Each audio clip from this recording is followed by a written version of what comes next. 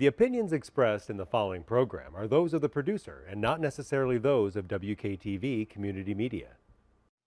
Family-owned Faro's Pizza underwrites this episode of Grand Rapids Ghost Hunters podcast, newly opened at 901 Gazan Parkway, Southwest Wyoming, and available at 616-483-0002.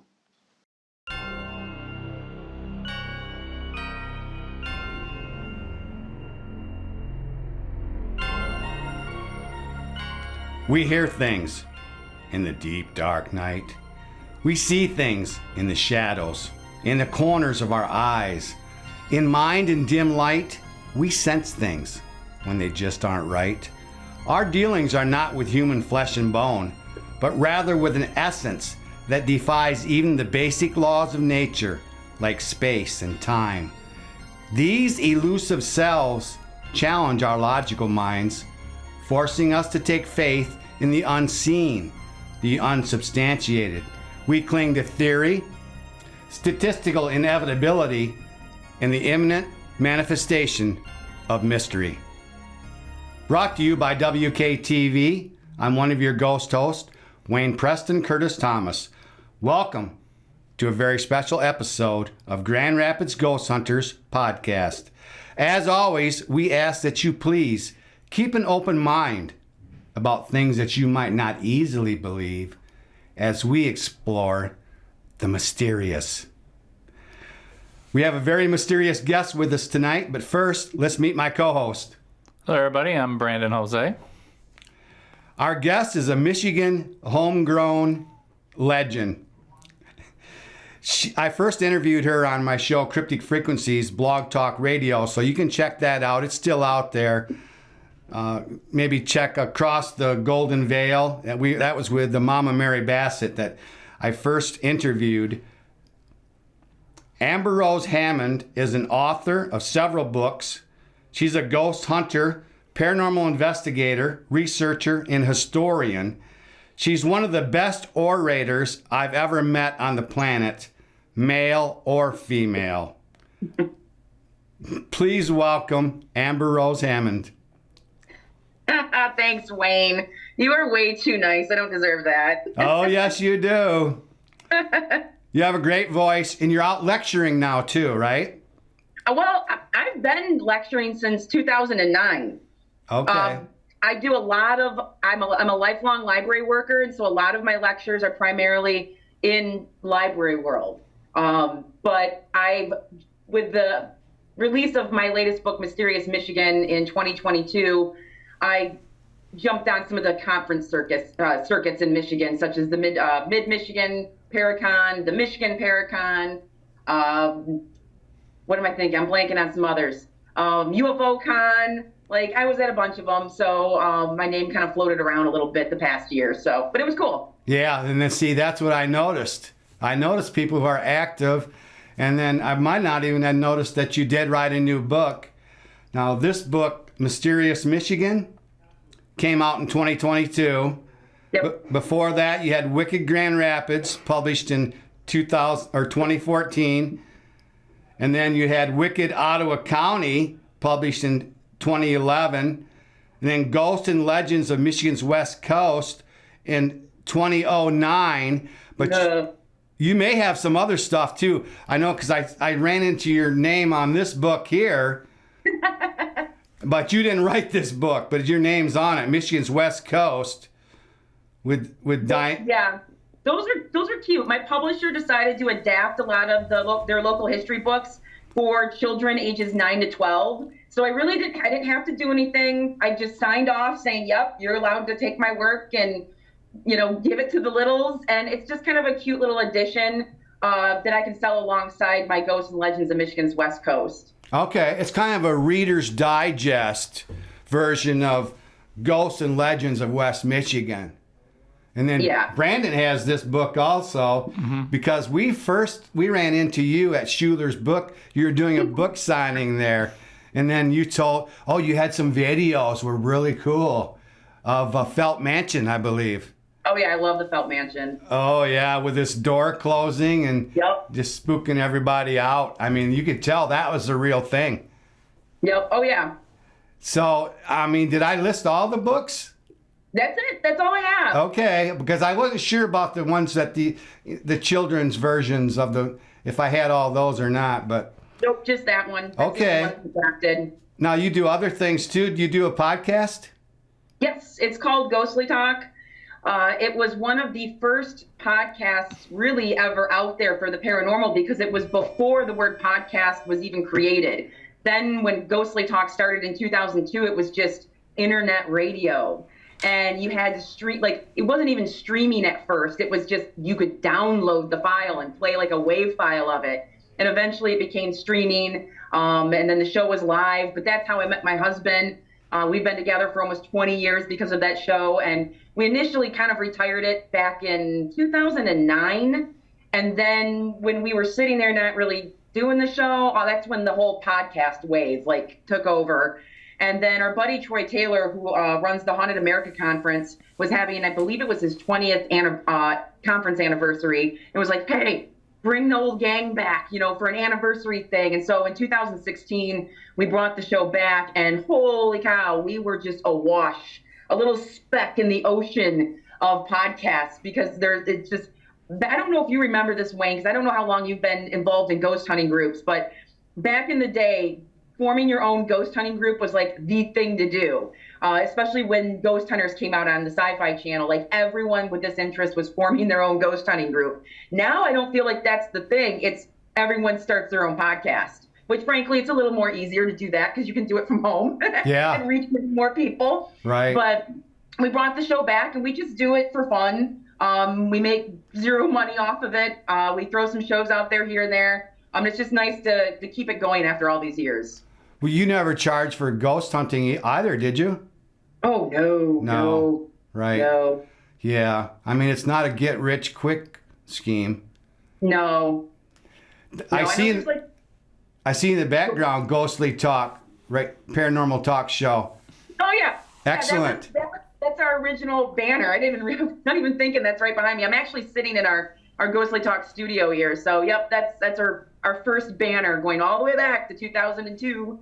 But you're still doing the podcast then? Yeah, you can still find it. Any podcast app you use, just search Ghostly Talk and you'll find us. Yeah. The archives going back to 2002 to 2009 are strictly just on our website at ghostlytalk.com, and you can just download them. And we still have people that have been lifelong listeners that listen to those downloads like on long trips when they're in the car. It's so crazy to think people are listening to our voices from like 2006 or something. Right. It's weird. Well, you had eclectic interest. You did a variety of things. Did you have a favorite topic? On Ghostly Talk? Yeah. Was it ghosts? Was that your favorite thing? I mean, you did a variety of stuff, right? Just not just we'll ghosts. Talk about anything. I mean, sometimes it's not even ghost related. Like, it's hard to say what my favorite is. I mean, I love talking about ghosts, but lately it's been talking about UFO activity and stuff, especially in around 2000 dates, but I think it was around 2009, 8, around there. I had my first UFO experience when I saw something in the sky over in the Grand Haven area, and that just sort of set me on a different path. And I kind of got away from ghosts and started really diving into UFOs and the history and all the stuff that kind of comes with that territory. Because for the longest time, I just thought, oh, UFOs, those crazy, weird people. Yeah. Like, it just felt very different from the ghost hunting world. And I think when we've had some really interesting discussions about the current state of the UFO situation, especially since 2017, when it appeared rather largely in bold font in the New York Times that the government was still researching and studying this strange phenomena. Yeah, and then they admitted that they had covered up and they lied to us. And then Michigan's had a couple classic UFO sightings. And actually, you make a connection. I want to get to that a little later with Denton Road. But I'm a member of MUFON, Michigan's MUFON now. So, and then we have Bill Konkoleski, the director of Michigan MUFON. We've had him on the show several times. I know you rub elbows with a lot of those people that we've had on the show. But let's talk about Mysterious Michigan, your new book. And right on the cover, you talk about the devil in Detroit. Now, when I first read that, I thought, being from Michigan, I thought of the Nain Rouge, but this is a different story than that. It's not that little red devil. It's the Mentz devil. And Mentz said, man is not created, but is developed. God did not make man, but man did make the gods. He said that in Latin. You had that in your book. And he was a controversial guy. He did this statue of the devil. Yeah. It was very controversial. Set it out in his yard. Yeah, the fun thing about writing this book was I had a lot of stories that didn't properly fit into one place.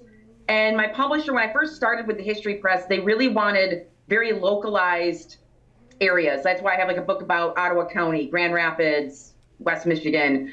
And so finally I realized, I saw that they were doing books about the entire state. And I was like, I can finally find a home for all these stories I have. And one of them was this one about Herman Menz, who was a little stone cutter in Germany. He was a German stone cutter, and he lived in Detroit. And in 1905, he kind of lost it. And one day the people woke up, and there was this massive, like you could see it, they said, like a mile away, a few blocks over or something. I don't know if it was a mile, but like a few streets over, you could see this statue of this. And it really, they called it the devil, but it really looked like a gargoyle that you'd see kind of like on a Gothic church or something.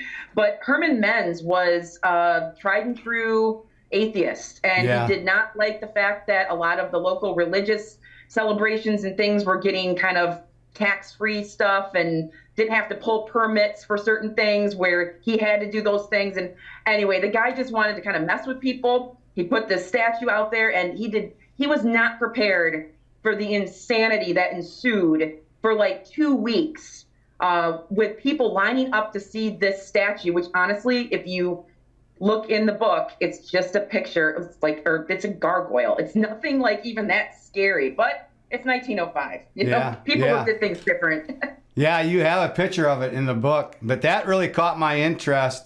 And well, being from Michigan anyway, so Detroit, but you also talked about the legend of the Nain Rouge, which being from Michigan, we've heard that before, but you had your own descriptions.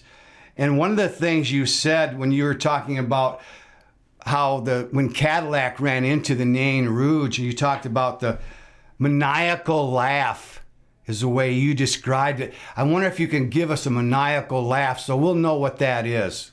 Okay, what's my best maniacal laugh? Right.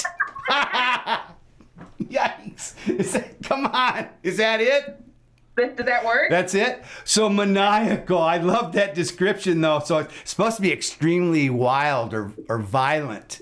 So I don't know exactly how you laugh. Kind of like a witch, I guess, does that, from Cackle. Wizard of Oz. Yeah. The cackle from Wizard of Oz. Imagine like a little tiny imp-like thing. So he can't have a hearty, gravelly thing. It's got to be higher and more spastic. Right.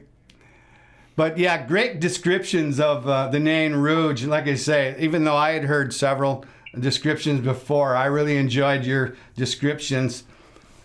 Your new book, you also talked about haunted roads, and then we've talked about haunted roads on the show because we've had our friend Ben Goldman of Afterlife Road. Ben Goldman. That might be one of our friends you're not that familiar with, but he's all about the haunted roads. And you wrote about Denton Road, which Brandon and I just lectured in libraries, all the KDLs, and Denton Road is one of them that we talked about, but you made a correlation that I had never thought about before. Now we get back to the UFOs. Mm-hmm. That was, okay, so Denton Road, for people that don't know, it's in Canton, Michigan, and there used to be an old bridge that was graffitied, it had that spooky look to it. And legends started forming around it where people claimed that they saw this blue apparition of a woman. Of course, a story got applied to it that a woman was running away from her husband who ended up murdering her. And she had to try to escape with her child. So the blue light that people see, they say sometimes the woman's ghost just fleeing the husband. Sometimes I've heard versions where it's the lantern that she's using to look for her child. And I'm sure there's myriad amounts of other versions that people tell. And so when you do the research and look into why people were seeing this, sure, maybe someone was truly seeing something paranormal and anomalous. We know that there is weird energy that people see in the form of an orb and blue lights and different things like that.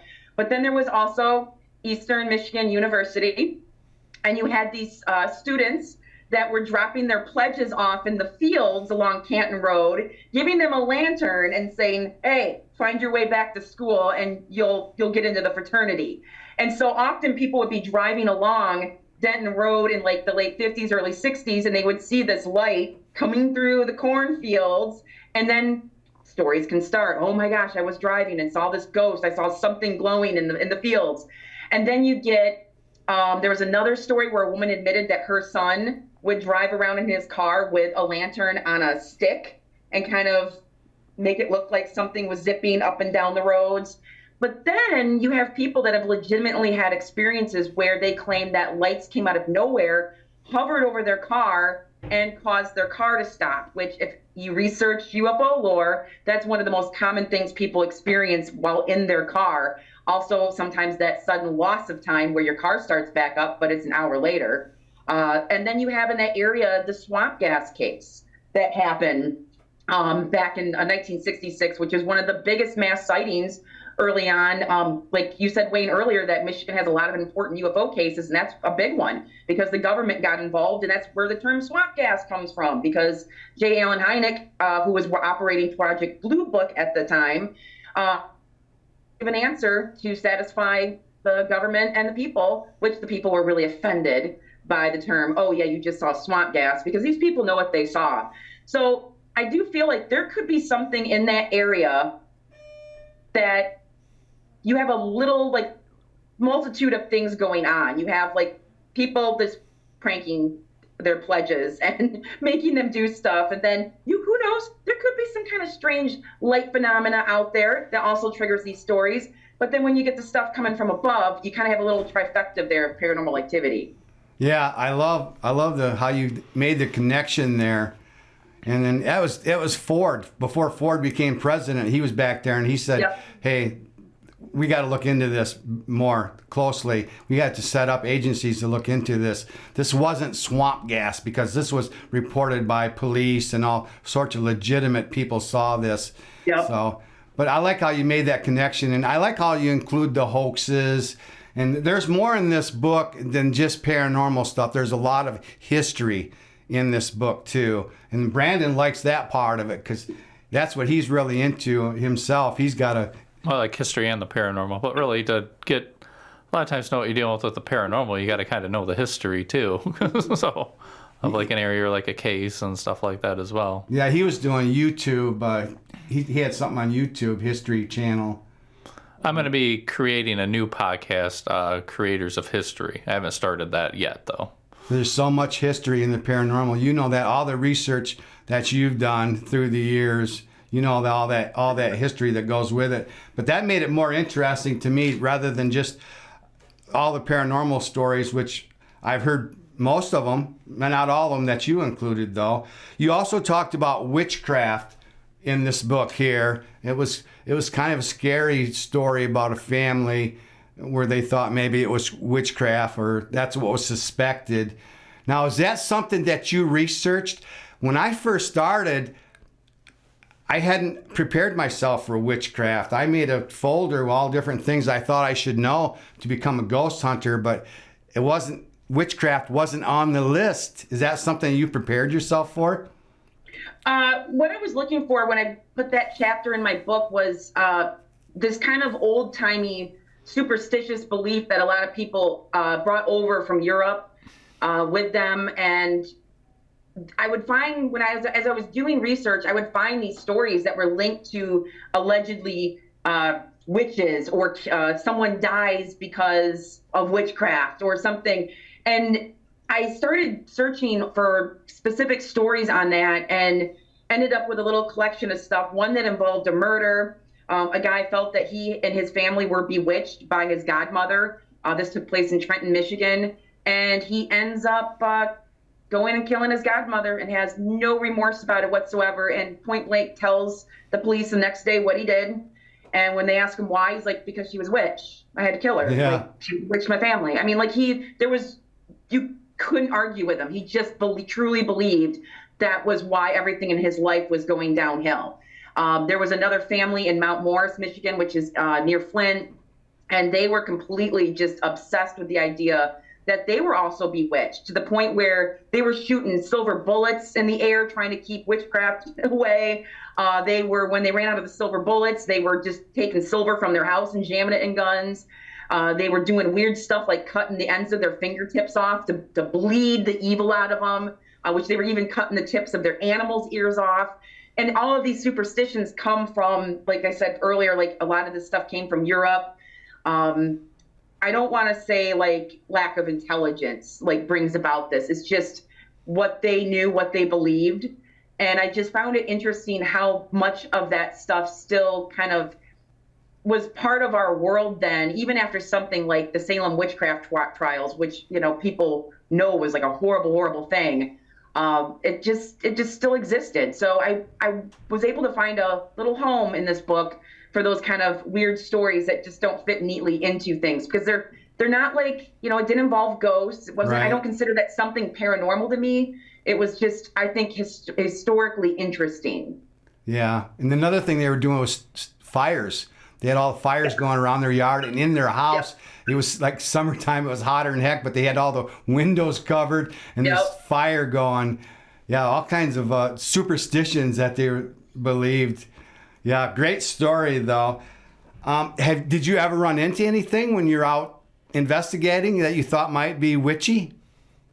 I don't think so. I know some people have ran into some things, and it wasn't anything negative. You know, someone might leave an offering or something that definitely seems more pagan, Wiccan oriented, like at a grave, you know, site or something. But I've like, if you mean like in a negative connotation, I've never encountered anything like negative involving witchcraft in any of my investigations. Okay. I think Brandon's been out to Hell's Bridge, and maybe it looked like there were some signs that they were out there maybe worshiping. I don't know about that. There was a lot of graffiti and stuff. I'd say Mount Cemetery, like investigating there were definitely people like in the cemetery at the time we were in there that looked like they were doing like a ritual. But oh, well, now Brandon's moved on to cemeteries, because you do talk about cemeteries, not that just is in the book. in this book, but also Mount Cemetery story. in this book here, Ghosts and Legends of Michigan's West Coast. And you're kind of like our friend from Lakeshore Paranormal, Darren Dykehouse. He's the lord of the cemeteries, but I think you are the female version of that, because now Nunica you've made famous, I think, but Moth you also talked about, and you talked about the Lake Forest cemeteries. Mm-hmm. So can we talk about cemeteries?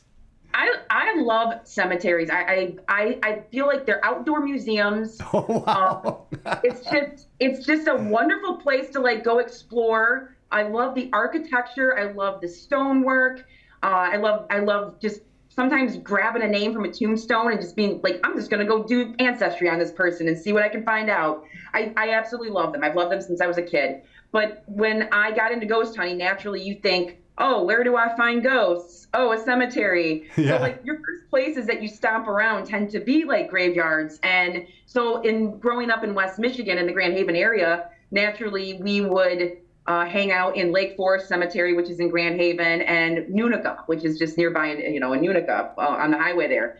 And Nunica, when I was introduced to that cemetery, I definitely had some weird things happen there. I had a temperature drop that I can't explain, because it was a warm summer night, and then suddenly down by my hand, it gets down to 20 degrees. Now that's weird. Like, it's 70 some degrees outside, but like by my hand, we're looking at a 20-degree reading. Like, how does that happen? So I've never really seen a temperature reading go that low before, but there was a story about a little girl that was said to, I shouldn't say little girl, but like ghost child, maybe, who knows if it was a little girl or boy, but would kind of grasp your hand and follow you around the cemetery for a bit. And it just certainly felt like that. It just felt like something had grabbed my hand, and I'll never forget that feeling.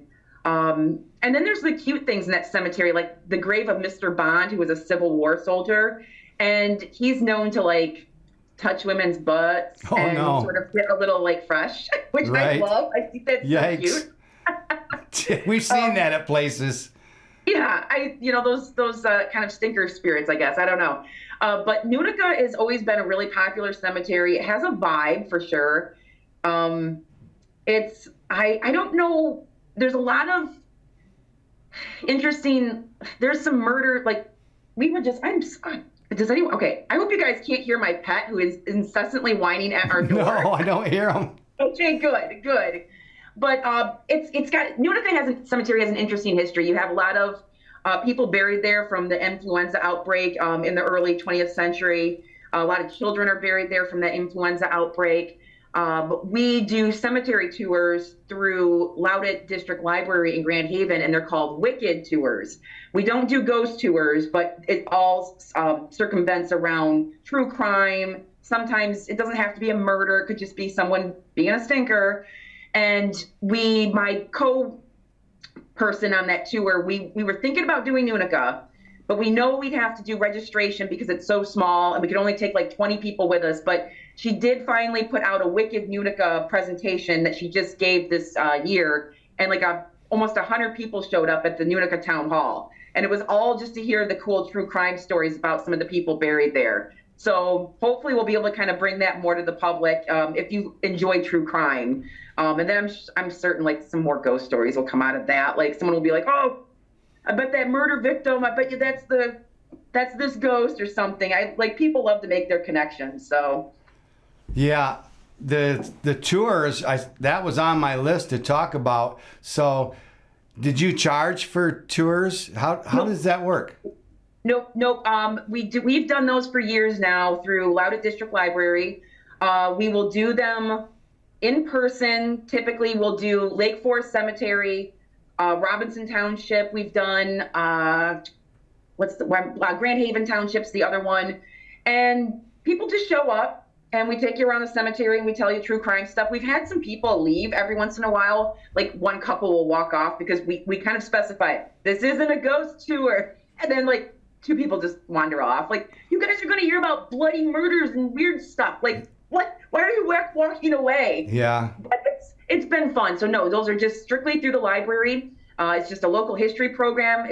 That's what we consider it. And then during COVID, we ended up recording, Jeanette and I ended up recording ourselves telling the stories. And so now they do a self-guided walking tour that they put out there every year. And even if we can or cannot do a physical tour, and you can just stop at various tombstones throughout Lake Forest Cemetery and scan that QR code, and myself or Jeanette will pop up and tell you a story about the person buried underneath. Oh, very cool. Yeah, I'd like to experience that, no doubt. Well, talking about murderers, in your book, Haunted, the Grand Rapids one, what was the title on that one? Wicked Grand Rapids. Wicked Grand Rapids. You talk about the Lonely Hearts Killer. And they did a thing here at WKTV, a play or something along that line. And this house they did a movie. I think they did a movie on it. Yeah. And the house is just down the street from where we're at right now. I mean, I actually found the address by reading old newspaper clippings about when the murder trial was happening. And I asked the people if they needed the house to be cleansed, that I would do that for them. But apparently there's no unrest there at the house. But can you talk about the Lonely Hearts Killers a little bit? Is that the one about Scott, the guy that was doing the mail order murder stuff? Yeah. I'm going to actually just point you guys, because I have not read that story in so long. Oh, yeah. I have the book in front of me. See, I don't have that book. I borrowed it from the library. I don't, I cannot right off the top of my head. I know the guy, he was an older guy, and he was going under a lot of different aliases, and he was basically putting advertisements in local newspapers, trying to get women to respond, marry them, take their money, and leave them for dead. Right. So one of these situations, and he finally got caught. Like I said, I don't remember every single detail right off the top of my head, but he was not a cool dude. He was not cool. No, that was close to us too, really. I mean, really close. But so what cemeteries have you been to? Or do you think Nutica is the most haunted? I know it's got a reputation for one of the most, but is it the most haunted cemetery? I think as I've done this, I've been doing this now for the 23 years, I've come to the belief that cemeteries aren't as haunted as we think, or haunted just filled with dead spirits, just because that's where we bury our dead. I feel like sometimes it's more haunted by our own emotions. Cemeteries have, I think, let me back it up. I've started to feel that hauntings have more to do with the living than the dead. That people can sometimes walk into a situation, a room, a house, and they can, for whatever reason, perceive the past in some way. I always joke sometimes, their tinfoil hats on just right, but people are more attuned to picking this kind of stuff up, and it might not necessarily be this traditional spirit essence floating about. You're actually picking up on something more residual in the environment, getting an impression, and over the years and centuries, this is what we've kind of come to call a haunting. And so I think when you go into a cemetery, you have a lot of people with their grief, all of the emotions that go with losing a loved one that just settles into that area. And I still do believe potentially that our consciousness, our essence can somehow live on beyond us. But I feel like in the sense of like a cemetery, it's that we're haunting the cemetery more than the dead, as we traditionally believe it to be haunted. Very interesting. Yeah, a lot of high emotional residual energy, without a doubt, at a location like that. I used to tell people, if you want to see a ghost, don't go to a cemetery, go to a museum. But my opinions change a little bit. Things could happen at cemeteries, like Lake Forest, where they moved everyone. They moved the cemetery, so things happen. Not everybody gets moved. People get put in the wrong graves at cemeteries. More than one person. Mass graves at cemeteries. Yeah, there can be stuff that can happen. Have you ever been to Bath? No, where the murders, where the school bombing happened. You talking about that one? Nope, I've never been there. Yeah, I want to go over to that cemetery. I actually haven't made it to Nunica yet, but just the difference. Did you measure that difference in that coldness with some kind of instrument? Yeah, it was a non-contact infrared thermometer. Okay. And I wish someone had gotten a picture of it back then. But you know how it is. When those moments happen, no one's thinking like, oh, let's properly document this now. Like, get the cameras out, do this, whatever. You're just so stunned, and then the moment's over, just like that. Right. And you're like, no, now it's just an experience. And I often tell people, like, my experiences I can still count on like both hands. I don't have a lot of stuff. I don't feel like major experiences that you don't. This stuff is more rare than people think, I guess, because if you're a fan of like a lot of paranormal TV shows and stuff over the decades, they'll make you think sometimes this stuff is around every corner. Right. But any person that's been doing this stuff for any length of time knows how long you sometimes just sit in the dark, waiting and wondering if anything's going to happen. Yeah. Very tedious, and then you get home and have to go over that evidence all over again. Right. It's not like it is on TV or the movies where stuff's happening every 5 minutes or a couple minutes. Not at all. Yeah, the review process is the most boring part, because it's like you got all that, now you got all these recordings, so you're going over it over and over and over again. If you had nothing happening, it's a lot of time commitment. Yeah, it is a lot of time. It is a real commitment. You also talk about lighthouses in some of your other books also. And you talk about Grand Traverse as one of the most haunted lighthouses. And then you talk about how there's museums a lot of times that are connected to these lighthouses. So there now you've got a museum with all the relics and artifacts. So have you been to Grand Traverse Lighthouse then? Nope. Okay. I don't think I stopped by that one. I ended up talking at the time to the person that was kind of the caretaker of that one. The one that I visited and I've done some investigations at is the White River Lighthouse, which is on the cover of that book. And that one is really cool because I joke in all of my presentations that people always associate that ghosts are negative and bad. You don't want them in your house. But the lady that was living at the White River Lighthouse for a while said, she told Muskegon Chronicle this, that she was cleaning one of the display cases when the phone rang. So she went to go answer the phone and she put down her cleaning supplies. And when she came back, her case had been cleaned. So I joke with everyone. I'm like, you want cleaning ghosts in your house. No doubt. I need some of those. Right. It doesn't always have to be a negative thing going on. And she always felt like this, whatever was there was really positive. If it was the light keeper who never wanted to leave the lighthouse in the first place, so he ended up dying there. That's one way to stay, I guess. It's just, she always felt like there was nothing negative about it. And a few years ago, I did an investigation there with Exie Smith, who's a well-known psychic around Michigan. We know Exie. And we did something for WZZM, and I don't want to say we had anything too crazy happen. Exie got an interesting EVP, and it's like when she's introducing herself to the lighthouse people, and you hear like a voice say something about like, I'm here or something. I forget exactly what it said, but it was very clear. The only thing that was a bummer about that investigation is it's a lighthouse. There's no air conditioning, and it was a super hot, muggy Michigan summer like evening. And stupid me had on like jeans and I was just dying. So it was kind of hard to like focus, but we were trying to do various things. Like, I don't know if you've ever experimented with the Estes method of trying to like hear things through like basically that Frank's box, I guess, essentially. Yes. I don't know. It was fun. It was a cool experience because lighthouses are so quintessential in Michigan.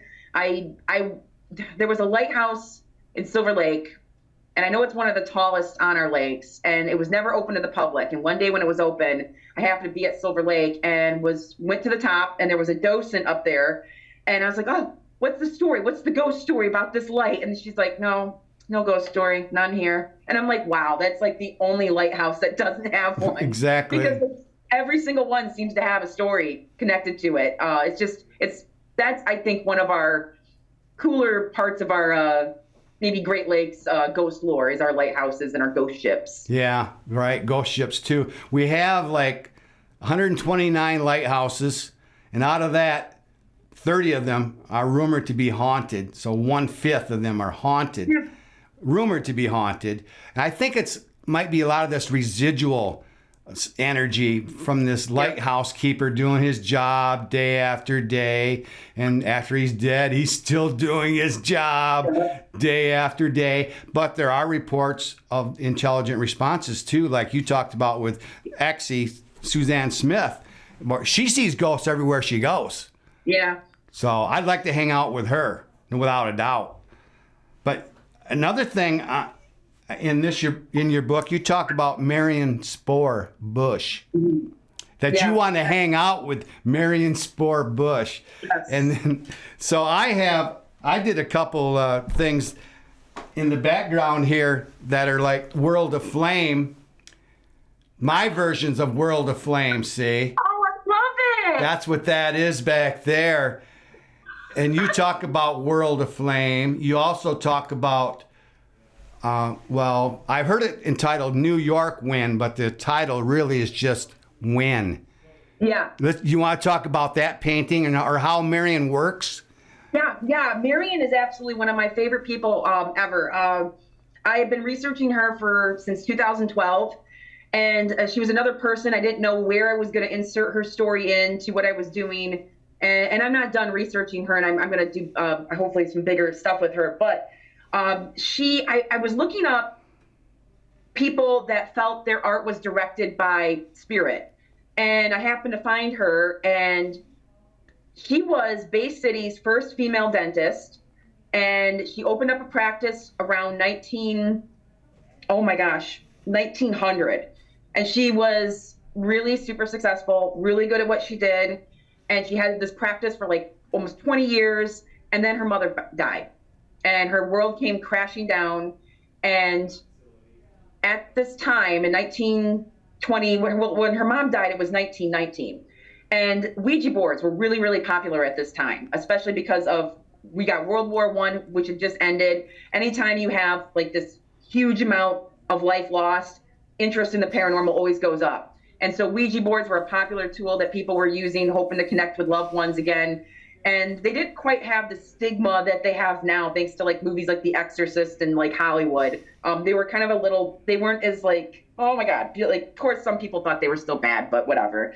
And so someone suggested to her, hey, why don't you try to communicate with your mother through a Ouija board?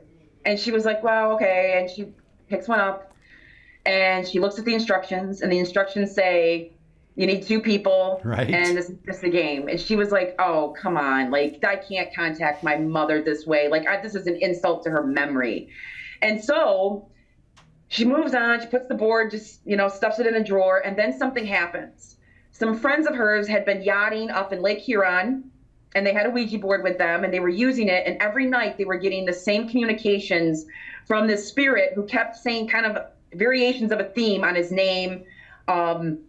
And he ends up saying, hey, I'm here one day. I was here the next. I'm from Bay City. Can you help me? And so they end up docking to try and figure out, like, okay, what's going on? Because his name, they kept saying like Harrison Valaire, Harry Malee, like different variations of that kind of name. So they get over to Sault Ste. Marie, they dock, and they send oh God, what did they do that? I'm blanking on the word. Telegraph over to the Bay City Times. And they're like, hey, did anyone recently die kind of with a name that sounds like this? And they're like, yeah, Harrison Malaire. He was 73 years old and he got hit by a car.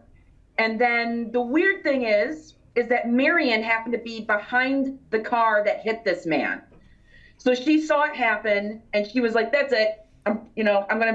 Okay, we're busting off the board again. So she brings the board back out, and then she felt that she eventually communicated with her mother, and she continued to use the board to the point where she could use it by herself. And then they appeared. And she always used the term they with a capital T for the rest of her life. And they were initially she felt, and I think she believed this also for the rest of her life, that it was a collective group of dead artists, basically. People that were artists when they were living on the planet and now were working as this kind of unit through Marion so she could now do art. And so also her mother, she feels it was because Marion was so depressed about the death of her mother that she felt like it was her mother's way of saying, okay, we got to change something here. Like, I'm going to bring something new into your life, and this is what it's going to be. So she started hearing these voices, and not in like a crazy way, but there was like kind of an inner knowing to just start drawing, to get this color paint, to do this. And so a lot of her early work, she ended up closing her practice, moved to New York City, to the Greenwich Village area, which was kind of like Little Bohemia art district. And around 1922, she ends up getting the attention of the press as like this psychic painter, the girl who lets ghosts guide her hand. And she makes a splash with her art because it's so wild and unusual. All of her early stuff is very whimsical. She would put the paint on so thick that it was almost like sculpture on canvas. And then on top of it, she's telling people like, yeah, this isn't coming from me. Like, it's just coming from they. I love the Bay City Times wrote that in one of their titles for their articles, Ouija gives Dr. Flora, which was her first name by birth, correspondence course in art. I love that. So anyway, as time goes on, she also was continually making predictions about a potential upcoming World War II, which obviously happened. But her paintings just before World War II started getting very bleak. They went from being very vivid and colorful and whimsical to like how you did your picture, Wayne, of World of Flame. But they ended up being very stark. We're looking at black and white oils and grays and beiges. And she did this particular picture of that. She just said it was sometime in the future, New York City, and she just called it when. And she painted this around 1943. And when you see the picture, the painting, you just see this explosion in the middle of the city and 2 planes coming in. So when I show people this painting at a lot of my lectures, that's when I get my collective gasp as they potentially see Marion predicting 9/11. Oh, you have the picture? Or you have a copy of the picture? If you go to, so I began a website devoted to her called marionspore.com. And if anyone goes to that, all they have to do is just type in when or search through her paintings. I'm trying to document as many of her paintings as I can. Her family still has a lot of them, I believe, in storage. I'm hoping at some point it'd be great to connect with family. She never had any kids, but she left everything to a niece. And, but yeah, so if you go to that website, you can find that picture. Yeah, I've seen the picture with the 2 planes, the skyscrapers, and the smoke. Yeah, I mean, that, of course, we know now that was September 11th, Yep. 2001. You know? Yeah. I mean, she was definitely foretelling the future.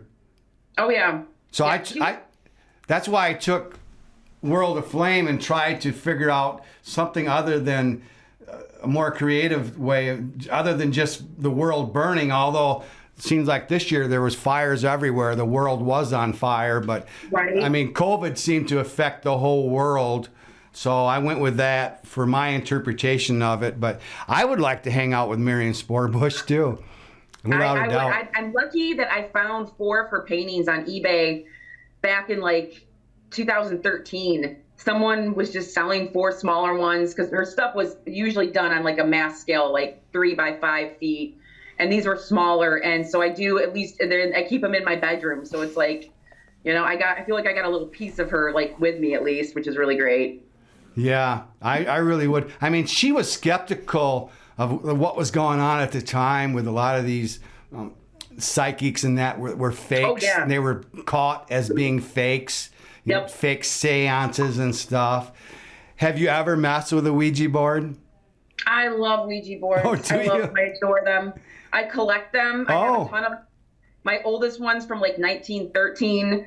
I'm a Ouija board nut. Like anything that has that awesome like 1960s classic board image on it. Like I absolutely love it. So there's been times where we've had family over at our house for like Thanksgiving. Oh, yeah. And I had to put my boards away because people are scared. Oh, I thought you got them out. Like seriously, guys, like it's just a piece of wood. Oh, wow. But I've never used a board in like for any length of time where I felt like I had some kind of communication because I don't trust myself. It's that idiomotor response that your hands might be just moving it a little bit. Sure. And it's on felt, you know, it moves across that board quite easily. So I've never put a lot of stock into it, even though I do believe that you could use it, such as what Marion did, for a source of communication. But you don't use it by yourself like Marion did, right? No, I've never done that. And Yeah. I wouldn't have any like reserves doing it. I don't think I have the patience, and I would doubt everything that happened. Do you think I would just doubt it. Do you think it works? I think it could. I think people like there's a woman out there, Karen Dolman, who uses the Ouija board to get messages all the time. If you look her up, she's kind of like the Ouija queen out there. Very, very, very cool person. And obviously with Marion's story, I mean, she felt that things that came through the board were only things that her and her mother knew. And she did say that negative things came through, not in some kind of demonic weird way. It was more of like your classic trickster ghost that was coming through and messing with her a little bit. And she learned to kind of sense that what the vibe was when those entities came in, and she would kind of go, nope, not today. And she'd, just step back.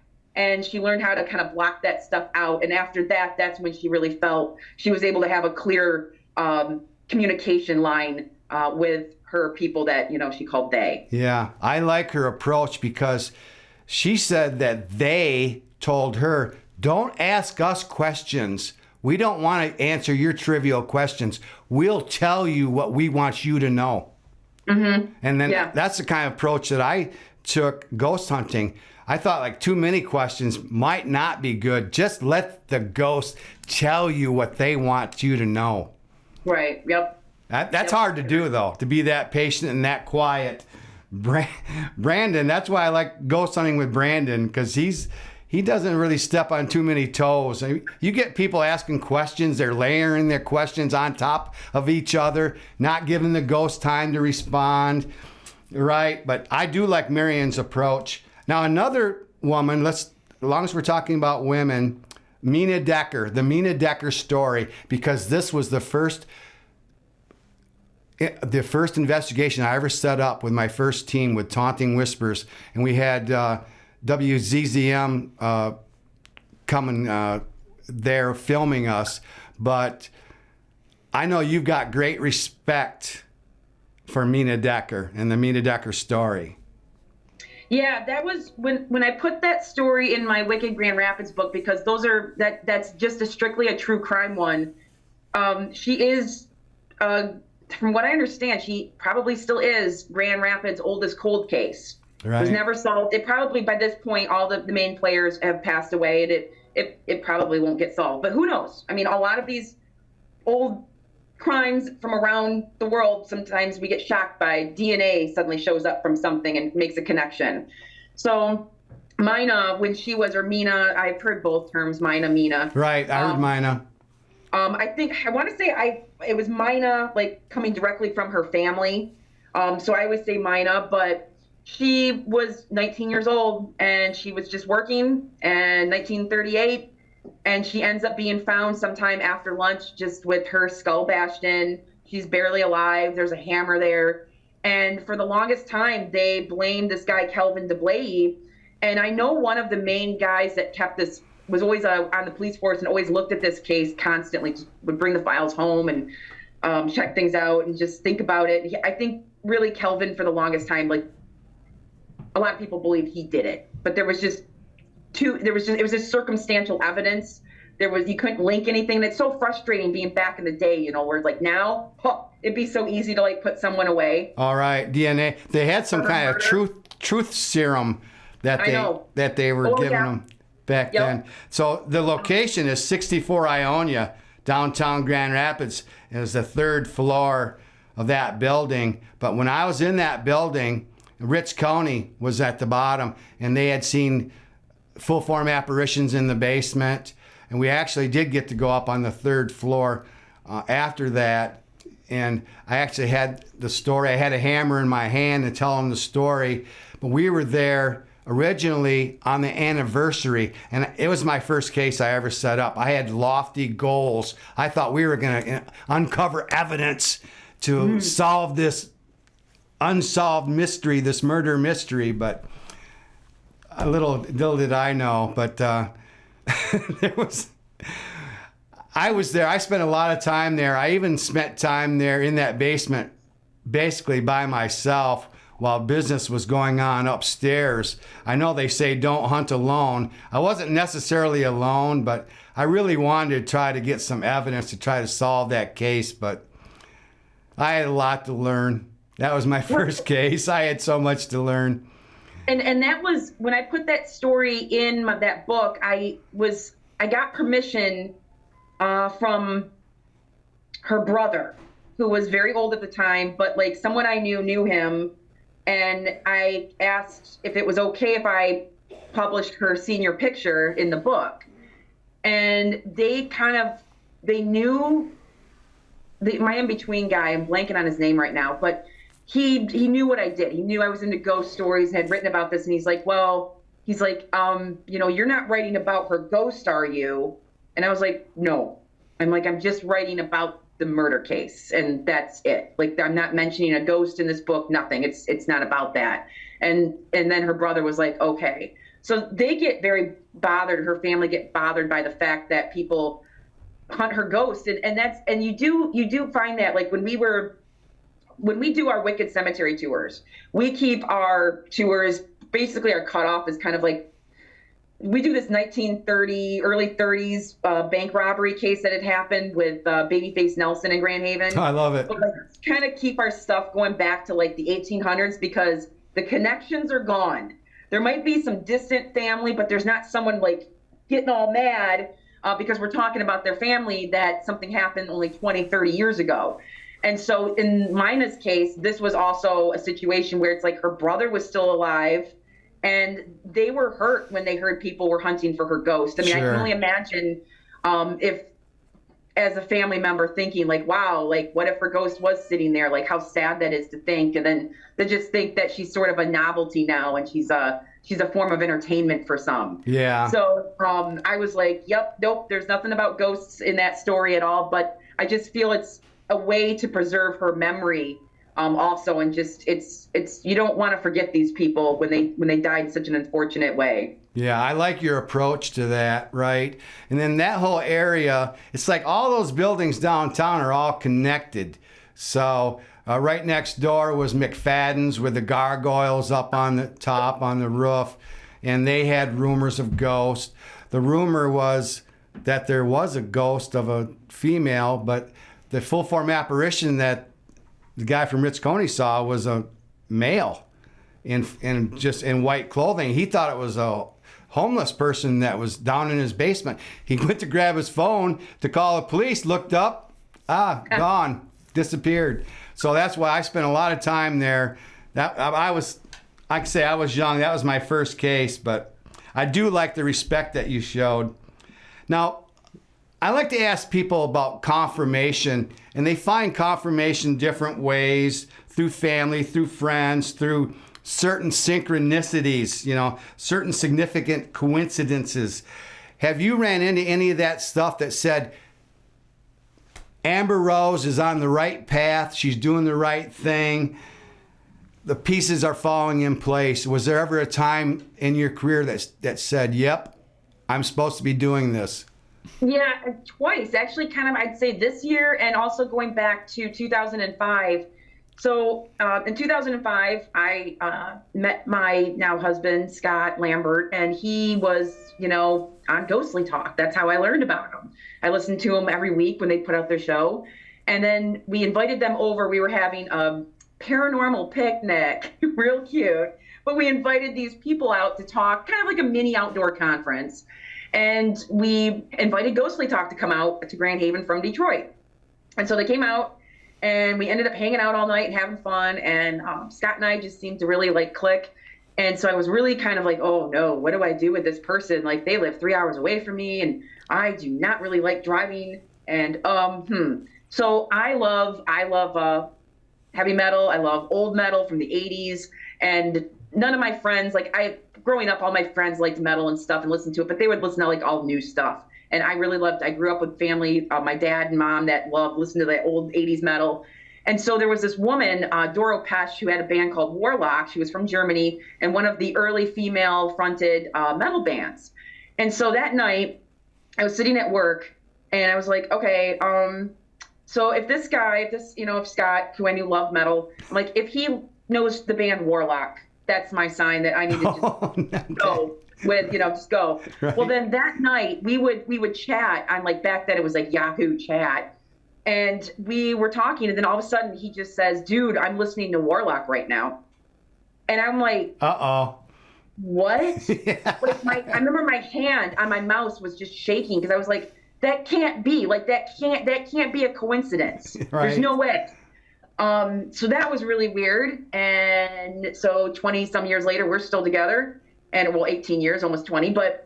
And then this year, I had a weird thing happen. I had this woman, and this isn't really that big, but just looking at synchronicities, we're telling you're on the right path.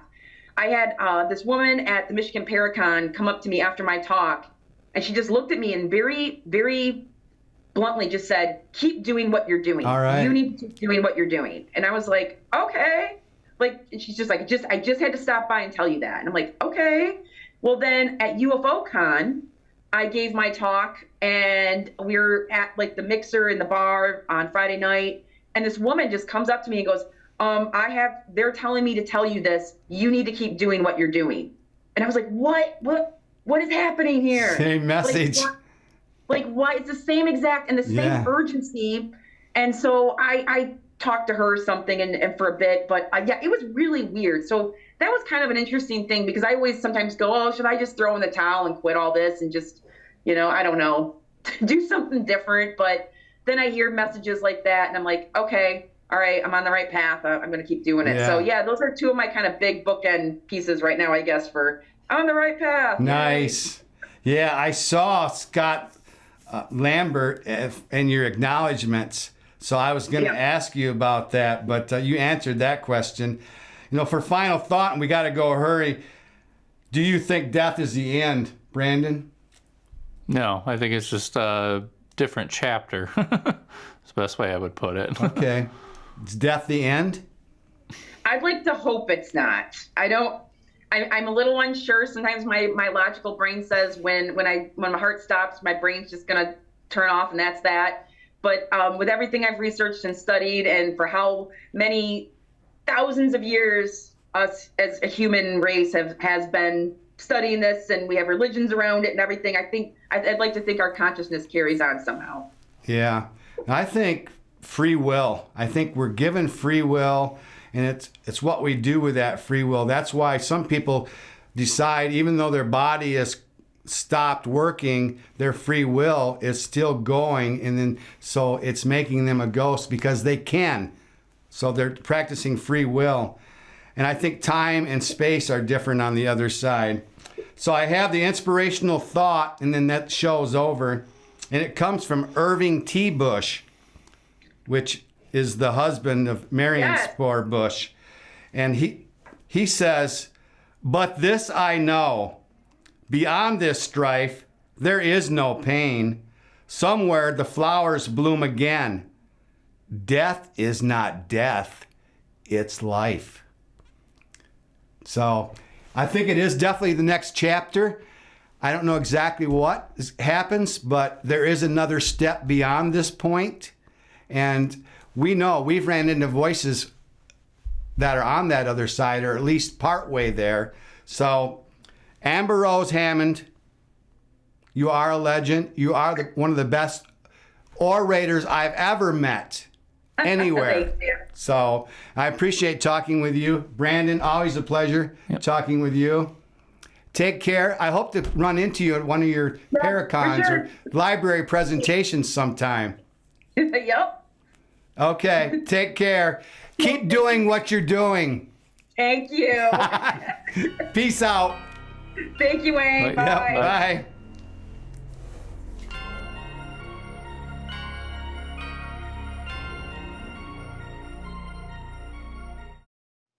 Family-owned Faro's Pizza underwrites this episode of Grand Rapids Ghost Hunters podcast.